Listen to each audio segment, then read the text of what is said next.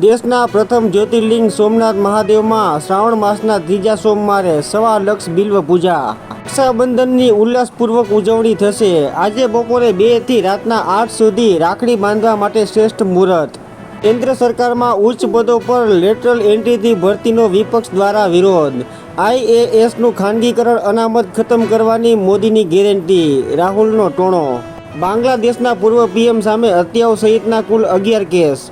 બાંગ્લાદેશમાં શેખ હસીના સામે સામૂહિક હત્યાના કેસ માટે રવિવારે પણ કોર્ટ ખુલી. પશ્ચિમ બંગાળના CM મમતા પર પહેલા વિશ્વાસ હતો, હવે નહીં. સ્મશાનમાં 3 મૃતદેહમાં મારી પુત્રીને પહેલા અગ્નિદાહ આપી દીધો, પીડિતાના પિતા. રાજકોટની ગેમ ઝોનની દુર્ઘટના બાદ જામનગરના પ્રદર્શન મેદાનમાં મેળા માટે સોઇલ રિપોર્ટ મેળવવાનો રાજ્યમાં પ્રથમ કિસ્સો. સેન્ટ્રલ મોટર વ્હીકલ એક્ટના કડક અમલના HCના આદેશનો ઉલાળ્યો. લાલ લાઇટ કે સાયરનની સચિવને પણ છૂટ નથી, છતાં નાના અફસરોય બેફામ.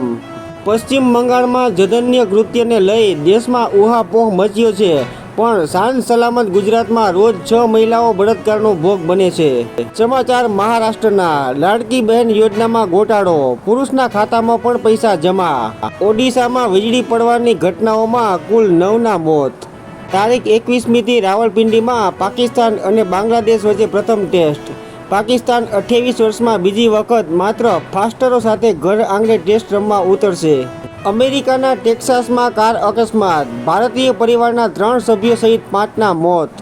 નકલી પાસપોર્ટ થકી US જતા 3 ગુજરાતીને તાંજાનિયાથી પાછા ધકેલાયા. મુંબઈ એરપોર્ટ પર ઉતર્યા બાદ પોલીસ દ્વારા ધરપકડ. અમદાવાદમાં 51% વરસાદ, છેલ્લા 3 વર્ષમાં સૌથી ઓછો. હજુ 5 દિવસ વરસાદની સંભાવના નહીવત. ઓડિશા પોલીસે મોબાઈલ સિમ કાર્ડ રેકેટનો પર્દાફાશ કર્યો છે. 1000 એક્ટિવ સિમ સાથે એકની ધરપકડ. સાવરકરની બદનામીના કેસમાં રાહુલ ગાંધીને આજે કોર્ટમાં હાજર રહેવા આદેશ.